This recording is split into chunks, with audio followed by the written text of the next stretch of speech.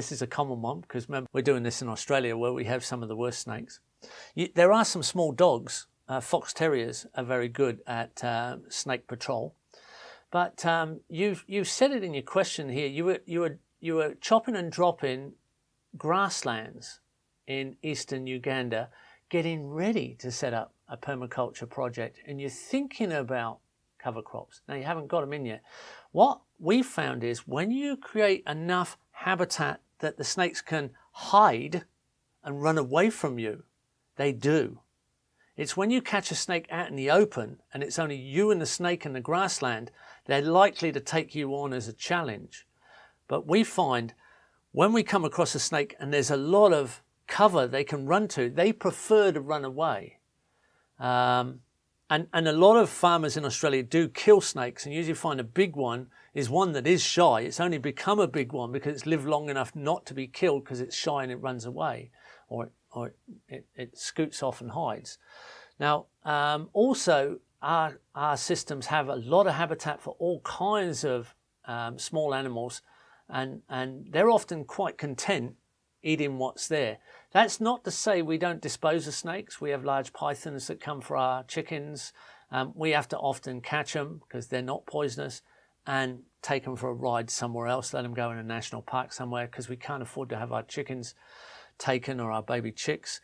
We do try and make everything snake proof, but we do notice that the snakes, when they've got somewhere to go, they're less likely to come towards us.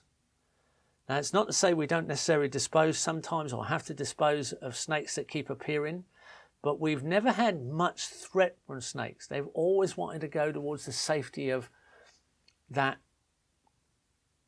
extra habitat. They've got a lot of escapement, we say. You can put up bird perches for birds that take out snakes. We have a bird called a kookaburra that takes out snakes. So where you have some open ground around buildings, we'll put up bird perches. That's where we have the small dogs, if necessary, or a mongoose, if you've got one. You have to watch mongoose with chickens too. That's the problem. Where your little fox terrier dogs are more likely to be domestic predators that you can train. So those are my answers, and we have plenty of snake bandages ready, and everybody's snake trained. And if you're on a large property, we also have two-way radios, and today mobile phones.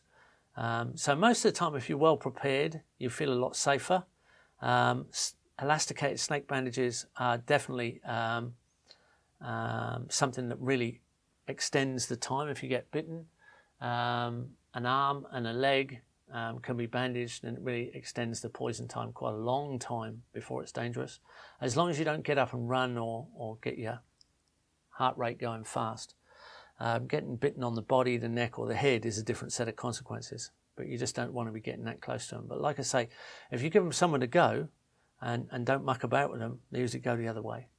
And let someone who has experience of dealing with dangerous snakes, if necessary, come in and deal with it. You will know if one's around, usually. So we haven't found it a major problem. We've got some of the worst. And we've been many, many years on the landscape, and we haven't had any problems yet. We've seen plenty.